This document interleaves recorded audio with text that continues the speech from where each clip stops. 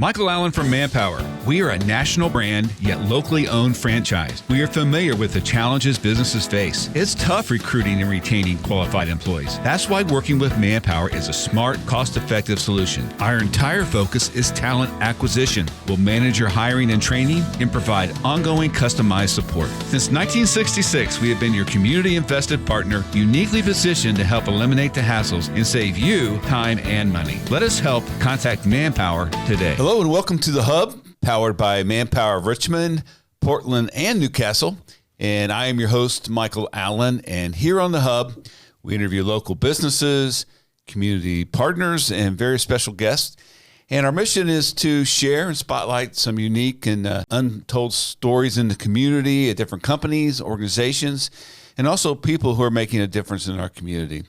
So today, our guests are Officer Tyler Saunders and Matt Smith. Tyler, you're with the Richmond Police Department, and Matt, you're former RPD. Yep. And now he does fraud security with First Bank. Correct. I think we got that right.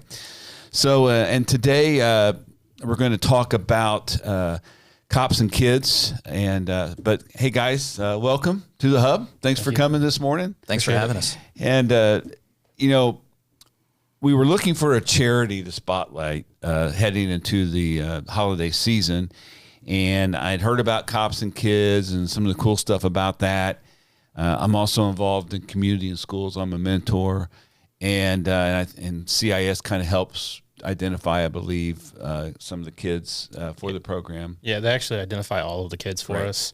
With the reason we do that is who better than the people that deal with them every day. They can actually choose the ones that really need our help. Yeah.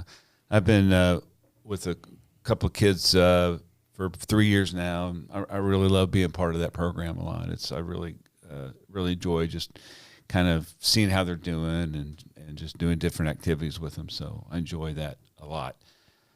You're both intimately involved in the program.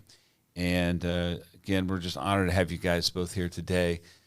Before we start that, though, we kind of have, we don't kind of have, we do have a tradition here on the Hub is where I ask you guys about your first job that you ever had. So Manpower into employment. So Tyler, I'm gonna ask you, what was your first job that you ever had? My first job was actually at Joe's Pizza. Okay. When I was in high school, I was a dishwasher down there when it was at where the Cordial Cork's at. Right, I remember that. Northeast Street. That was my first job. So what was your job there? What did you do? I was a dishwasher. Dishwasher? Yeah. You ever got to elevate it up to making pizzas or anything like that? No, I was only there about a year. I started when I was like 15, 16, and then my senior year, I ended up getting into a program where I was working during school.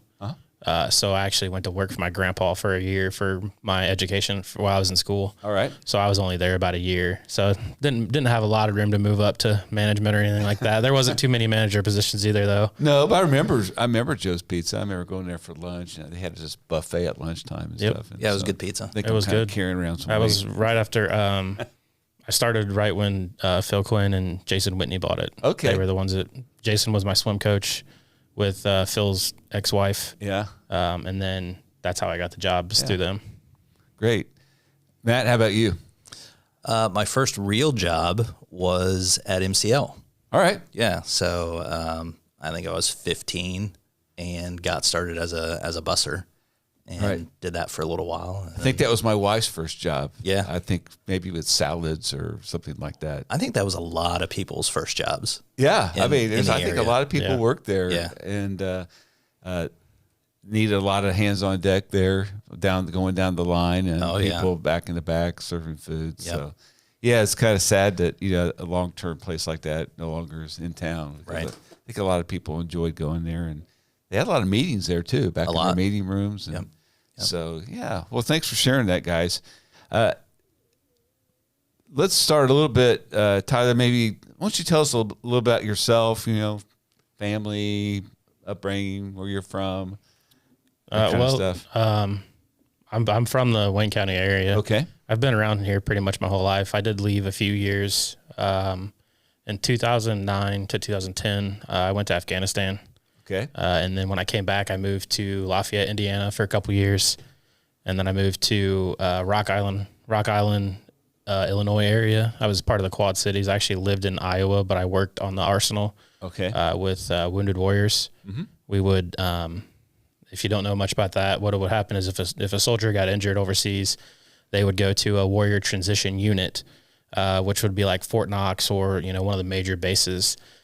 And then if it's somebody that's going to continue through the program, then they would come to a community-based warrior transition unit where we would have them for a week and in process them, get them.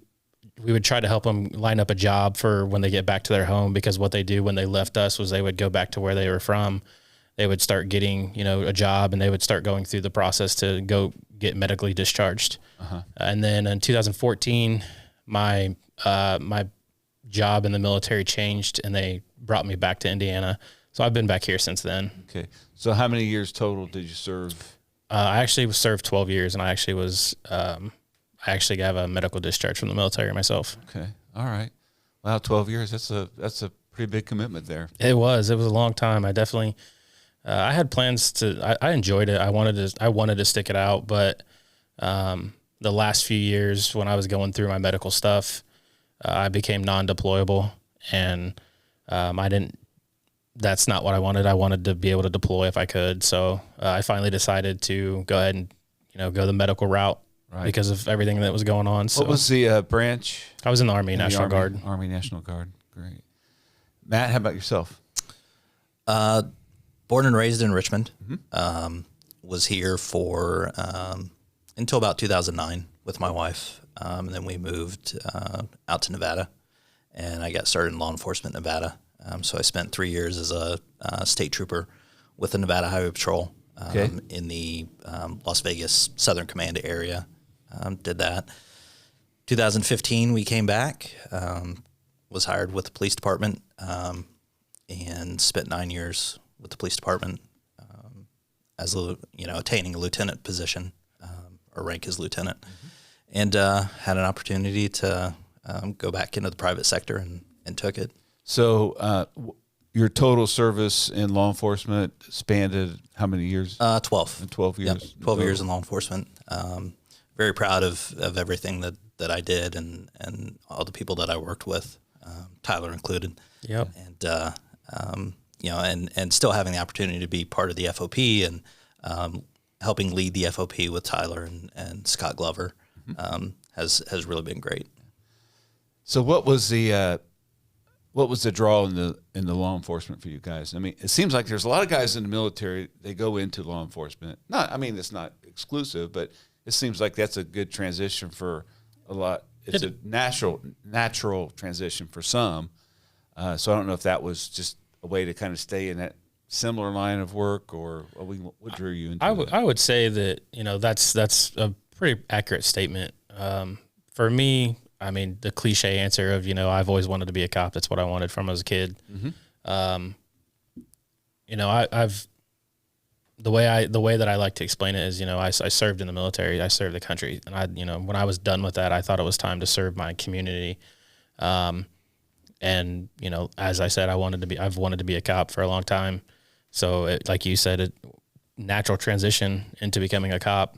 You can't find any military person you talk to will pretty much tell you that you can't. It's hard to find that brotherhood that you had, overseas or even just in the military if you were active duty, things like that. And since I've been here, I've been able to find that brotherhood again, and it's it's not the same, but it's still a brotherhood that's right there for you. Yeah. How about you, Matt? What drew you into law enforcement? That's always the Miss America question, right? I mean, you're asked that in interviews and people outside always ask that. For me, I never thought I would be in law enforcement. It was never something that was really on my radar. I have family that's in law enforcement. My brother's a captain with Richmond.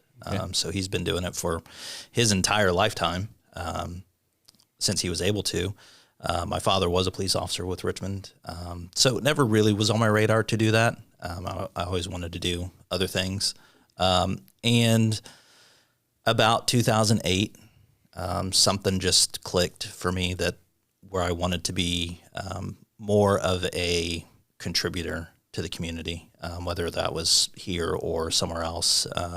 We made the move, and I saw the professionalism that was in Nevada with the highway patrol. Did some ride-alongs and decided that's where I wanted to go. And then, knowing that we were going to come back to Richmond at some point, and knowing that not only growing up here, but the ability to serve the community that had I'd been part of previously was very important to me. There's lots of other places to be a police officer, but there's something about serving your hometown that really is a draw. All right. Well, I promise to get the cops and, Oh, you're and right. kids It's in a all minute. good. But I just find it. I mean, I'm just really intrigued by it. I mean, I've actually had two different former law enforcement officers work for me in my office, and so I've had conversations with them about their jobs. So I'm just kind of intrigued. And one of the things that I, especially maybe you, Tyler, and you can probably still relate to it, Matt, is it's just what I really sense from both of you that, a good big part of why you got into law enforcement is just serving others. A question I have would be though, what do you find some of the challenges, taking on that role in the community? You're still in it, and you were in it, Matt. I mean, what are some of the challenges that you're kind of facing each day right now? That's a fair question, or It's kind of a loaded question. yeah, is I what know. that one I is. know. I'm sorry. They can all be loaded. I mean, you look at law enforcement as a whole across the nation, across the world, and there are a lot of times when things happen and we're seen negatively. Mm-hmm. That's always going to be your biggest hurdle that you've got to try to get over. A lot of people see the uniform as everybody. It's not just an individual. So that's one of the big hurdles that we have to try to, everybody across the nation has to try to work through, is getting people to understand that, yes, we do have bad apples in our profession. And it's that way in every profession. Absolutely. From anywhere from somebody working in a factory to somebody who's like a clergy member even. Mm-hmm. I mean, it spans everything. So it's not really fair to point, to one particular profession, because there's good. I mean, it's I think get too much on the spiritual realm, but it's a sinful world. So I mean, it's not exclusive to anything. Yeah, absolutely. And I mean, everything is recorded these days. Yeah. So it doesn't matter if what you're doing right or wrong; it's going to be recorded. Mm-hmm. Those are some of the big hurdles there. Yeah. How about you, Matt? Did you experience when you were? Well, I think trying to be the individualistic person, as a law enforcement officer is very difficult. But you have society in general who wants to see the action. They want to see the things that are could potentially be more difficult to watch for some people. They want the sensationalism of it, and they don't see the good things that police officers do as often as maybe what looks better on video, right? Yeah. Because doing a good deed does not look good on video, right? It's boring. doesn't get the clicks, doesn't get the viewership, that kind of stuff. As pursuits or fights, that kind of stuff, right? So officers that do amazing work every day in and day out, every time that they go on duty, that's not always seen. Mm-hmm. So that is the hardest hurdle. One of the hardest hurdles to get society to see is the goodness that happens with law enforcement. So every officer across the nation tries to do right by the people that they serve every day, but that's just not seen. Yeah. So absolutely. I mean, I've had a lot of great experiences with law enforcement over my 30 plus years at Manpower, just because we deal exclusively with people, and we have worked, at least during my time, thousands of different people. Yeah. And sometimes we've had individuals come into the office who were troublesome or creating an issue, and it could be mental health issues, it could be all kinds of things why their behavior was that way. But we've had to make some phone calls, and so they've always responded immediately and been very helpful. And I remember once that I for some reason I had left our offices right in the downtown area, and it was really late at night, and for some reason we found out that the building had been totally left open. And I was a little leery going in there just to find out, just to lock everything up. And so I called into the department, and they had a couple of guys there right away, just coming in, walking through the building, make sure everything was okay. And I mean, I could go through all kinds of different stories over the years, but it's kind of led me. One thing I wanted to ask is, how can we as citizens help and support law enforcement officers better? Maybe you don't get that question very often, but I would really like to know if there's, ways that we can support you all in what you do. I'll kind of go back to what Matt was saying. Understand that, we understand that there are, as I said, bad apples in our profession, but, as Matt said, we do, the majority of police officers do what they can to do the right thing day in and day out. And I think the biggest thing is just understanding, we're human too. Just because we're in a profession where, we see you, in some of the worst situations that somebody's dealing with, we're still human. And we do make mistakes. I think that's the biggest thing. One of the biggest things I could see is just understanding that, we do make mistakes because we are human. Right. And the majority of decisions that are made with the information that we have at the time. This is one of the only professions where you don't have time to ponder and research and think about what you can do. It's decisions that have to be made. It's the cliche split-second decisions, but a lot of times that's what it is. And it's the information that we have in front of us. We don't know what's happened 40 years ago, or everything that's leading up to it. Officers now deal with what they're handed, so understanding that we have to make those decisions. And I still say we, because, that's just what comes out. It's always going to be part of your life, right? But they are making decisions with what they have, right? Yeah. And it could change if the situation changes itself. They're always dynamic situations. So just understanding that those decisions aren't based on anything except what's in front of them. Yeah. So when I think about your role in the community, I continually go back to the statement to protect and to serve, and I think many of us fail to remember that you're putting your life on the line every day. And it came really real for our community when Sierra Burton lost her life in the line of duty about 2 years ago, right? We're at the 2-year mark. And just by standing on roads, addressing traffic violators, responding to a distressed vehicle. You're out there on the side of the road, responding to calls, knocking on a door that you don't know what's on the other side of that door.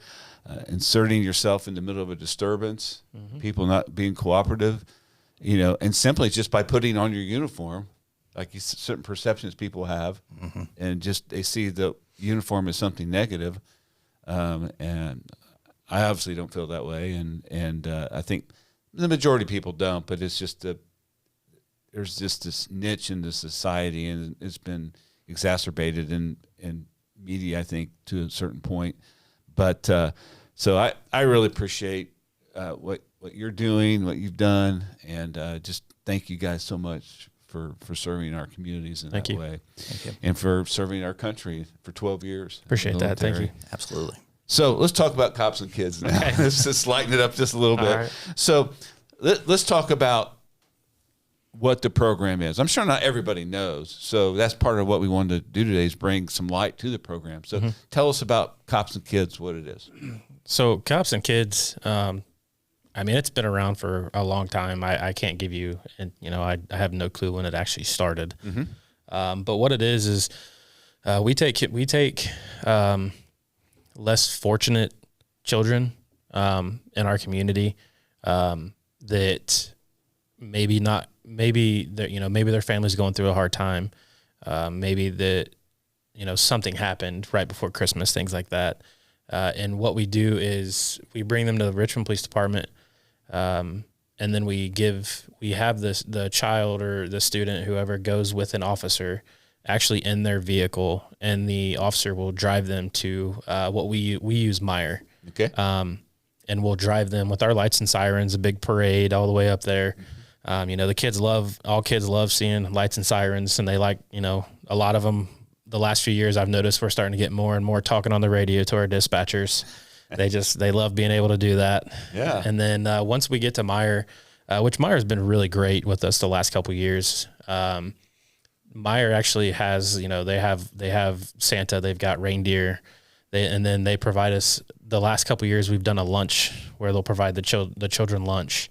Okay. After lunch, we will the officer that they rode to Meyer with will actually take them around Meyer and take them shopping. It's not just for toys. It's not just for clothes. It's whatever they need. We do usually have the parent that they're with them. That way that they can get the things they absolutely need. Right. Just a little guidance. Yeah, and then obviously we like to get them the toys too, though. It's always good for them to get some toys around that time and have some fun. So the kids seem to really enjoy it. The ones that we've dealt with the last few years, but yeah, that's pretty much it. What's the age group where does this fall into typically? Or does it? Typically up through 5th grade. Yeah, I think through 5th grade. I think we do. I think the oldest that we've had in the last few years, I want to say we maybe had like a 16-year-old, and it was more of a family. A family had a, how do I want to say it? There was an incident, and a family needed some assistance right before Christmas, so we added them to our list. And I think they had like a 16-year-old, but it's usually up to junior high, about 6th or 7th grade. All the way down to kindergarten. We mentioned it at the beginning of our discussion that community and schools identifies the students for you, the kids for you. Mm-hmm. So that, I don't know when that process starts. And that process actually has already started. Okay. I reach out to a few years ago. I was actually reaching out to each individual communities and schools liaison at all the schools in the county. Okay. But in the last couple of years, I started reaching out through the communities and schools, office. Yes. And spoke to last year I spoke to Katie Stephen, and then this year she gave me another name to reach out to. And so I've already. Is that Susan Miller or somebody else? I honestly don't remember the name. Right. But so I've already sent an email to them explaining, what we need, what we're looking for, and then they'll reach out to all the communities and schools liaisons at the schools. Mm-hmm. That way they can decide, they're the ones, like I said, they're the ones that deal with the students every day. They're the ones that see the things that we don't see. So that's why we go through them for that. So what's the tally? How many kids are we talking about annually? It depends. Like I said, last year, the last couple of years, we've had some incidents right before Christmas where we've added a couple students or, a family. But the majority of the time, what I like to see is because I like to see multiple students. That way we can spread the wealth. But it's usually about 2 kids per school in the entire county. Okay. So it's about, that adds up it's to. usually, It's about 20 kids. Okay. And then, that leaves us a little bit of room to play, to add somebody if we have to at the last minute. What's the budget? What's their shopping budget? Currently the last few years, I think it's $250. Wow. That's awesome. Matt and Scott and I actually talked, as he said, Scott Glover, he's our vice president. We actually talked recently where, we would like to be able to provide them a little bit more, just because we understand that there's families that are going through hard times, sure. and if they, if we can, whatever we can do to help. But it's usually about $250 per child. And then, you get your officers that just enjoy this so much, so they're going to spend their own personal money to get them extra stuff. I'm sure that's sweet. Yeah. Yeah. I mean, 250 sounds like a nice number, but I'm sure once you get it in the cart, it doesn't look like much. Yeah. It really goes fast sometimes. Oh, absolutely. Yeah. Especially when all they want is toys and they buy one of those big, huge Lego sets can eat it up pretty fast. Right. Yeah. Yep. Yeah. Yeah. How can the public help and support the program? I don't know if you get much public support. I know you do. You shared with me earlier before today that you have a golf outing. Mm-hmm. And do all those proceeds go to Cops and Kids? Yes. From that outing? Yep. Okay. So starting in January, I try to send it out in January. Mm-hmm. I send out a letter explaining what it is, what the tournament's for, and we raise funds through the golf tournament, and that money is set aside for the Shop with the Cop or the Cops and Kids event. We get big sponsors, BNF Plastics, VFW, places like that. They're giving us, they've become our event sponsors over the last couple years. That they donate those big monies to us to be able to do that. But it's not just that. We take donations year round. Okay. Anything that somebody feels like they would love to donate, so that donate monetarily, even toys or clothing, food, things like that. I don't see why we wouldn't take that. Okay. But quite candidly, I guess the money, just cash, gives you a lot more flexibility to identify exactly what the kids need. Yeah, that's fair. That's the big thing is, like I said, we take them and we take them shopping. That's what we do with them. So, the monetary donations are how we run this program. So I'm doing the math in my head a little bit, but that's probably a budget of a little over 20,000. Well, wait a minute. Yeah. Talking about for the event itself. Yeah. No, for your 4 kids would be 1,000. So if you got 20, it'd be what, 5,000? It's about 5,000. It's between 5 plus. Yeah, it's between 5 and usually 5 and 6,000 is what we spend. How much is your outing normally bring in? Or do you know? You don't have to know. But I mean, it just depends on the whole sponsors that we get each year. Right. We normally have a couple, like BNF Plastics. They've donated every year.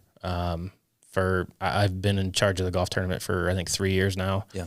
But even before I took over, I'm pretty sure that they've donated as an event sponsor for that many years.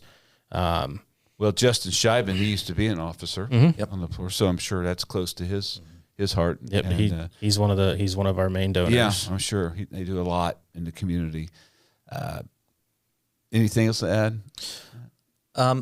We average probably 3,000 profit roughly from the golf tournament. Yeah. And then the various donations throughout the year. But the more that our community supports this, with the monetary donations, certainly means that we could offer more assistance to more families throughout the holiday.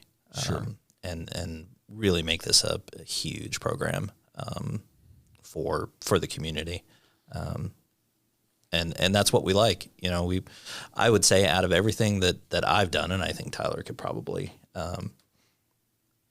join on this, is these kids coming in, they're a little shy at the beginning, right? They're kind of like, oh, I don't know, because we pair them up call them to the front at the city building with, and they meet the officer and we kind of talk to them and they're not real, they're just shy, right? They're kids. But once we get them to the car, we start, taking them to that. They can play with the lights, all that kind of stuff. They start getting more comfortable in there and seeing the joy on these kids' faces and maybe their initial shyness that just goes away whenever we get there and they see that, we've got Santa, they've got food, and then they get the opportunity to shop and pick the things that they want. And just seeing the joy in their faces. That is the absolute best thing that I've done in my 12-year career. I would think also something positive that comes out of it is you don't know what these kids have been told about law enforcement or seen about law enforcement or whatever, but when they get this kind of interaction with you guys, I'm sure it's just a way of saying, hey, it puts you in a light different than what there could be some preconceived perceptions of what police officers like. So, it's a real positive, nurturing type of experience. I think that probably hopefully pays some dividends too. That's not your goal, but I think that's probably a byproduct, wouldn't you? I would say possibly. It could be that they, maybe they had a bad experience with us. Like I said, we do, up to junior high age. Maybe they've had a bad experience with us. But we do our best to bring that joy to them. And I think, as like Matt said, the longer they're with us throughout the day, they start opening up and they start understanding, as I said earlier, we're human too. We're here to help them. And we try to tell them, if you need something from us, you can always come to us. So that's one of the big things. I think you're right that it might, but kind of like you said earlier, was talking about the society's views on us right now. It's still out there, but if we can have these conversations with them during these events, and I think, another big event that happens throughout the year is the National Night Out, where we, I know that Detective Pat Tudor and I think Officer Tyler Hobbs ran that one this year. Those are the big events where they can see that, we are just like them. We're just humans, and we'll hang out with them. We'll talk to them. We'll play sports with them. But I think another interaction maybe change. I mean, my kids are like late 20s and early 30s, but they both went to Safety Town, and I remember one of their big interactions was with law enforcement at Safety. It may not be the same now. I hope it is. I don't know. I think there's still. I think it's called Safety Village now. Safety Village. And I do know that there are multiple events throughout the year, where I know that we, our SWAT team brings the SWAT bus. They get a jump up in the SWAT bus. There's always, it's the police and communities together. It's the PAC division, which is ran by, or it's not. It's Detective Tudor and Officer Hobbs are big into that. That's what they do. Is they do a lot of events with the children. So they're doing more now than we've done in the last few years. I think they've probably had. I mean, I know our department's posting it all the time where they're out at schools and visiting with them. So you're right. It's becoming, the Safety Village is still there, but it's not just that now. We have the police and communities together. So they're, Detective Tudor and Officer Hobbs are definitely out there interacting with them a lot more than we used to be. Yeah. Because let's face it, these are the kids in this program are at risk, and they may have seen mom or dad handcuffed in their home and put in a police car. Mm-hmm. Correct. I mean, it very well could have happened. So this gives an opportunity to see you guys and gals in a different light. So yeah, I've definitely, in the program itself, I know of families in that situation. Mm-hmm. Hopefully they're young enough that they don't remember those things, but right. Like you said, hopefully they're seeing us in a different light and understanding that that's not just what we're about. Absolutely. We talked before we started about how people can contribute. So if folks would it'd be better if they make a check would be best, right? Check or cash. Okay. And if they do write a check, it would be to somewhere near the John Henniger FOP Lodge 63. Yes. Yeah. And we'll put that up on the screen when this goes out. So, and if they want to mail something in, they could go to the lodge at P.O. Box 423 Richmond 47375. Yes, that's correct. So, but you can drop it by the police department, or if you want to bring it by Manpower, we'll bring it over to you guys. So if it's easier we have a kind of a drive-through at Manpower. So if someone wants to make a contribution and drop it this drive-through, we'll bring it to you guys. We'll help out and bring it over to you guys as well. Absolutely. Yeah. So anyway, really appreciate the program and what you guys are doing. Any other things you want to share about the program or put a plug in while I got you here? I don't think so. No. It does happen. I don't think we talked about it, but it happens every December. Okay. Right. It's at the beginning of December. That way, they have some. I know it's not right around Christmas, but it's how we've done it in the last few years, and it just seems to be easier to do it at the beginning of Sure. December, and that way, I'm sure these families are doing things around Christmas time. So, yeah. Well, shout out to all the companies that help support this through the golf outing, and thank you, Myers, for your contribution to this program. Looks like they've really stepped up, continue to do more and more with it. So that's great that they're supporting the community in this way. Myers has been a great. I will say we did. My understanding is for a while we started this program. I think I've just found out it was like roughly 24 years ago, for our lodge, and I believe for a while they were going to Meijer, and then they left Meijer for a little while. So we were going to Walmart. Okay. And then we just recently, 3 years ago, started going back to Meijer. And both places have always been there for us and provided those meals, and they enjoy it. We talk about the joy on the faces of the children, the joy on the faces of the workers that are there that day. They're just as happy to see the kids in there, and, Sure. and that's a big thing, is seeing that they're there for them too. Well, Manpower's got a check for you guys today, so appreciate Thank you very what you're much. doing. Appreciate that. After I hear what you're spending on the kids, we may have to bump up a little bit more. Appreciate that. Thank you. But appreciate Tyler and Matt, what you guys are doing with the program, and it means a lot to our community, and we just people need to know more about these things going on, and so I'm glad you guys came on, agreed to do this today, and so we could spotlight that. So Yeah. So, since we're talking about things that we're doing with events like this, we're a fraternal order of the police, but we actually do sponsor local teams, and that's something that we haven't done in a few years, and I honestly couldn't tell you why we haven't.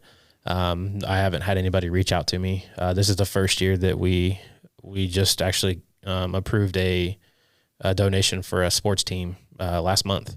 Okay. So that's something else that we're looking at doing more, is sponsoring youth sports teams throughout the entire year. We can't promise that we can do every team or every sport, but we are wanting to start doing that as well. Right. Thanks for sharing that. Well, thanks, guys. Appreciate it. Thank you very much. Talking to you. So whatever platform you're watching or listening to today, please spread the word, like and share and subscribe to the Hub.